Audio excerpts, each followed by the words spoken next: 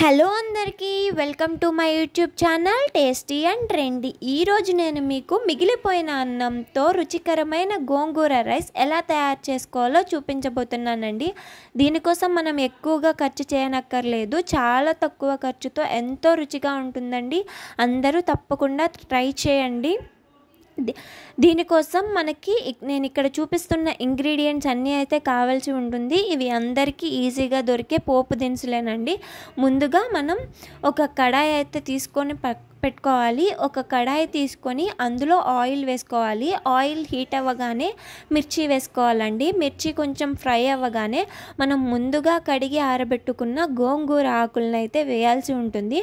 ఈ గోంగూర అనేది main important ingredient కాబట్టి మనం గోంగూరని పచ్చి వాసన లేకుండా మగ్గ పెట్టుకోవాల్సి ఉంటుంది. త్వరగా మగ్గడానికి నేను ఇక్కడ సాల్ట్ అండ్ పసుపు యాడ్ చేస్తున్నాను. ఇవి వేసిన తర్వాత ఆ మిశ్రమాన్ని కలపాలండి. కలిపిన తర్వాత మనం మూత పెట్టుకోవాలి. ఒక 2-3 నిమిషాల వరకు మూత పెట్టుకోవడం వల్ల త్వరగా మగ్గిపోతుంది. ఈ గ్యాప్లో మనం ముందుగా మిగిలిపోయిన అన్నాన్ని ఒక బౌల్లోకి అయితే తీసుకొని పెట్టుకుందాము సైడ్కి. ఇక్కడ గోంగూర మిశ్రమం అయితే రెడీ అయిపోయింది. మనం దాన్ని కలుపుతూ ఉండాలి, లేదంటే అడుగంటిపోతుంది. ఈ మిశ్రమాన్ని కొంచెం వేడి చల్లారిన తర్వాత మనం మిక్సీ జార్లోకి అయితే తీసుకోవాల్సి ఉంటుంది. మిక్సీ జార్లోకి తీసుకొని దాన్ని మెత్తటి పేస్ట్ లాగా గ్రైండ్ చేసుకుందాము. ఇది మెత్తగా పేస్ట్ అయిపోయిన వెంటనే మళ్ళీ మనం ఇంకొక కడాయి అయితే తీసుకుందాము. కడాయి తీసుకొని ఆయిల్ వేస్తాము. ఆయిల్ వేసిన తర్వాత మనం ముందుగా చూసిన పోపు దినుసులన్నీ వేసుకుందాము, ఒకదాని తర్వాత ఒకటి.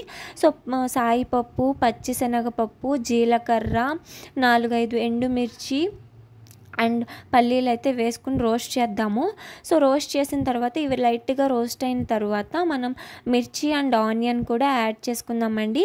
ఇవంతా కూడా పచ్చి వాసన పోయేంత వరకు వేయించాల్సి ఉంటుంది.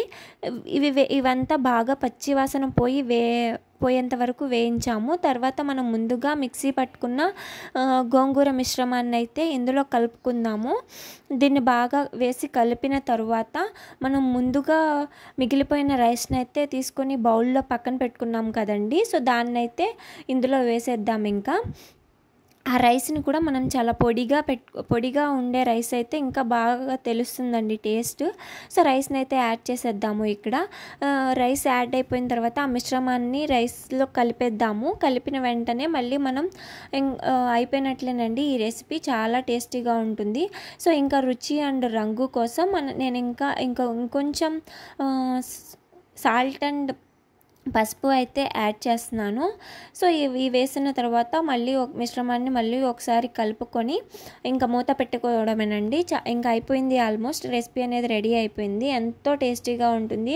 తప్పకుండా మీరు కూడా ఒకసారి ట్రై చేసి చూడండి. ఇదైతే నాకు ఫేవరెట్ డిష్ అనమాట.